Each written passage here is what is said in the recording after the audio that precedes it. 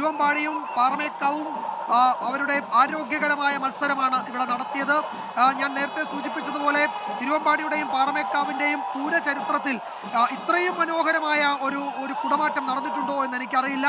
എത്ര അത്ഭുതത്തോടെയാണ് ഞങ്ങൾ നമ്മളുടെ ഈ പൂര ഈ കുടമാറ്റം നമ്മളുടെ സ്ക്രീനിൽ കണ്ടുകൊണ്ടിരുന്നത്. ലോകമെമ്പാടുമുള്ള പ്രിയപ്പെട്ട മലയാളികൾ ഞങ്ങളോടൊപ്പം ചേർന്നതിന് ഹൃദയത്തിൻ്റെ ഭാഷയിൽ ഒരിക്കൽ കൂടി നന്ദി പറയുകയാണ്. യഥാർത്ഥത്തിൽ ഈ പൂരക്കാലം എന്ന് പറയുന്നതിൽ അതിലെ ഒരു അത്ഭുതം നമ്മൾ പറയാറുണ്ട്. കിഴക്കൂട്ടന്യന്മാരുടെ തീർക്കുന്ന അത്ഭുത ലോകത്തായിരുന്നു ഞങ്ങൾ ഈ ഇലഞ്ഞിത്തറ മേളത്തിൻ്റെ സമയത്ത്. കൊങ്ങാട് മധു തീർക്കുന്ന തിമിലയിൽ തീർക്കുന്ന അത്ഭുത ലോകത്തായിരുന്നു ഞങ്ങൾ മഠത്തിൽ വരവ് പഞ്ചവാദ്യത്തിൻ്റെ ആ മണിക്കൂറുകളിൽ. ഇതാ കുടമാറ്റം തീർക്കുന്ന തിരുവമ്പാടിയുടെയും പാറമേക്കാവും തീർത്ത അത്ഭുത ലോകത്തിലായിരുന്നു ഞങ്ങൾ പിന്നീട് വന്ന ഈ മണിക്കൂറുകളിൽ. ഞങ്ങളെ ഒരു പൂരക്കാലത്ത് നിങ്ങൾ വീതം വെച്ച് കലാകാരന്മാർ, പൂരക്കലാകാരന്മാർ, മേളപ്രമാണിമാർ, കുടമാറ്റ കലാകാരന്മാർ, തിരുവമ്പാടിയും പാറമേക്കാവും ഉൾപ്പെടുന്ന ഘടകക്ഷേത്രങ്ങൾ ഞങ്ങളെ കൊണ്ടുപോയത് ഞങ്ങൾ സമാനതകളില്ലാത്ത ആ ലോകത്തേക്കായിരുന്നു. അതിന് മുഴുവൻ പൂര ദേശക്കാരോടുമുള്ള നന്ദി കൂടി പറയുകയാണ്. കാരണം കണിമംഗലം ശാസ്താവ് വന്നത് മുതൽ ഇതാ ഇനിയിപ്പോൾ വെടിക്കെട്ട് നടക്കാൻ പോവുകയാണ്. ഞങ്ങളിങ്ങനെ കണ്ണിമ ചിമ്മാതെ പൂരപ്പറമ്പിലേക്ക് നോക്കി കണ്ണും നട്ടിരിക്കുകയാണ്. കാരണം ഇനി ഈ ലോകത്തെ അത്ഭുതപ്പെടുത്തുന്ന പൂരം കാണണമെങ്കിൽ ഒരു വർഷം, അടുത്ത മേടമാസത്തിലെ പൂരം നാൾ വരെ കാത്തിരിക്കണം. അപ്പോൾ ഒരു വർഷം നീണ്ട കാത്തിരിപ്പുണ്ട്. അടുത്ത പൂരത്തിന് കാണാമെന്ന് പറഞ്ഞാണ് ഓരോ പൂരപ്രേമിയും പൂരപ്പറമ്പിൽ നിന്ന് പിരിയുന്നത്. അപ്പോൾ അടുത്ത പൂരത്തിന് കാണാമെന്ന് പറയുന്നത് പൂരപ്രേമികളെ സംബന്ധിച്ചിടത്തോളം വെറും കാലഗണനയല്ല, അത് ഒരു പൂരക്കാലം മുതൽ അടുത്ത പൂരക്കാലം വരെയുള്ള കാത്തിരിപ്പിൻ്റെ കാലഗണനയാണ്. അപ്പോൾ വളരെ സന്തോഷത്തോടെ, വളരെ ആത്മവിശ്വാസത്തോടെ ഒരു വർഷം ഈ പൂരക്കാലത്തിന് വേണ്ടി എല്ലാവരും, മുഴുവൻ മലയാളികളും കാത്തിരിക്കും. ഞാൻ തുടക്കത്തിൽ പറഞ്ഞതുപോലെ പൂരപ്പറമ്പിൽ വരിക എന്നത് നമ്മളുടെ ഒരു കടമയായി മാറുകയാണ്.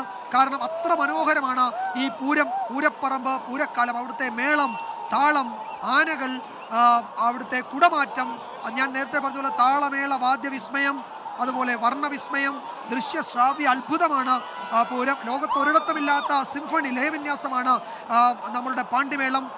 ലോകത്തൊരിടത്തുമില്ലാത്ത ലയവിന്യാസമാണ് മഠത്തിൽ വരവ് പഞ്ചവാദ്യം. അങ്ങനെ ലോകത്തൊരിടത്തും കിട്ടാത്തതാണ് ഈ പൂരപ്പറമ്പിലെ ഈ അത്ഭുത കാഴ്ചകൾ. അത് നമ്മളെ കൊണ്ടുവന്നെത്തിക്കുന്നത് എത്രയോ മനോഹരമായ ലോകത്താണ്. നമ്മൾ ഒരു ദിവസം, അക്ഷരാർത്ഥത്തിൽ പറഞ്ഞാൽ ഒരു ദിവസം നമ്മൾ പൂരപ്പറമ്പിൽ നിൽക്കുമ്പോൾ, അല്ലെങ്കിൽ ഇക്കാര്യങ്ങൾ പ്രിയപ്പെട്ട പ്രേക്ഷകരോട് പറയുമ്പോൾ നമ്മളുടെ ചുറ്റും നടക്കുന്നത് എന്താണെന്ന് പോലും നമ്മൾ അറിയുന്നില്ല. കാരണം അത്ഭുതമാണ് നമ്മളുടെ മുന്നിൽ വിരിയുന്നത്.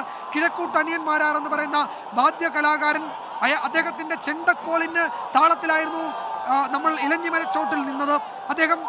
അദ്ദേഹത്തിൻ്റെ കരചലനങ്ങൾക്കൊപ്പമായിരുന്നു നമ്മൾ ആ മണിക്കൂറുകളിൽ സഞ്ചരിച്ചത്.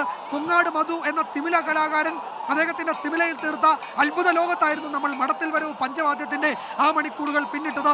ഇതാ ഈ വൈകുന്നേരം സൂര്യൻ അസ്തമിക്കുമ്പോൾ നമ്മൾ വടക്കുന്നാഥൻ്റെ തെക്കേ ഗോപുരനടയിൽ ഈ കുടമാറ്റത്തിൻ്റെ അത്ഭുത കാഴ്ചകൾ നമ്മൾക്ക് സമ്മാനിക്കുകയാണ് തിരുവമ്പാടിയും പാറമേക്കാവും. നന്ദി തിരുവമ്പാടി, നന്ദി പാറമേക്കാവ് എന്ന് നമുക്ക് ഉച്ചത്തിൽ പറയാം. കാരണം അവരാണ് പ്രധാന ഘടകപൂരങ്ങളിലെ പ്രധാനപ്പെട്ട സംഘാടകർ. ചെറുപൂരങ്ങളുണ്ട്, ഘടകപൂരങ്ങളുണ്ട്. ഇപ്പോൾ കണിമംഗലം ശാസ്താവ് രാവിലെ വടക്കുന്നാഥനെ കാണാൻ എത്തുന്നത് മുതൽ തിരുവമ്പാടിയും പാറമേക്കാവും അവരുടെ എഴുന്നള്ളത്ത് എത്തി വണങ്ങി തെക്കോട്ടിറക്കം വരെ ഈ പകൽ പൂരത്തിൽ നമ്മൾ എന്തൊക്കെയാണ് കണ്ടത്, എന്തൊക്കെയാണ് കേട്ടത്. എല്ലായിടത്തും മേളം. തെച്ചിക്കോട്ടുകാവ് രാമചന്ദ്രൻ എന്ന ഗജരാജാവ്, ഗജശ്രേഷ്ഠനെ നമ്മൾ അവിടെ കണ്ടു പൂരപ്പറമ്പിൽ.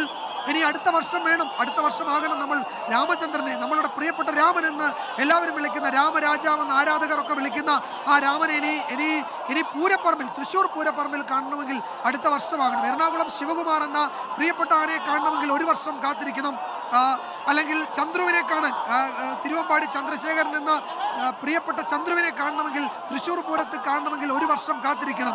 ഗുരുവായൂർ നന്ദനെ നമ്മൾ ഗുരുവായൂർ പോകുമ്പോൾ കാണും. പക്ഷേ ഇവിടെ പൂരപ്പറമ്പിൽ എത്തണമെങ്കിൽ ഒരു വർഷം കഴിയണം. അങ്ങനെ ഇതൊക്കെ ഒരു വർഷം കഴിഞ്ഞേ നമുക്ക് കാണാൻ കഴിയൂ എന്നത് ഒരു ദുഃഖഭാരം നമ്മളുടെ മനസ്സിലുണ്ടെങ്കിലും ആ ദുഃഖഭാരത്തോടെ നമ്മൾ പൂരപ്പറമ്പിൽ നിന്ന് മടങ്ങുമ്പോഴും അടുത്ത വർഷം ഇതിൻ്റെയൊക്കെ 10 മടങ്ങ് ശോഭയിൽ വീണ്ടും ഈ പൂരക്കാലം നമ്മളുടെ മുന്നിൽ ഇതൾ വിരിയുമെന്ന ഒരു ആത്മവിശ്വാസം, ഒരു പ്രതീക്ഷയാണ് ഈ പൂരക്കാലത്തിൽ നിന്ന് അടുത്ത പൂരക്കാലത്തിലേക്ക് ഈ ആരാധകരെ, പൂരപ്രേമികളെ, മേളപ്രേമികളെയൊക്കെ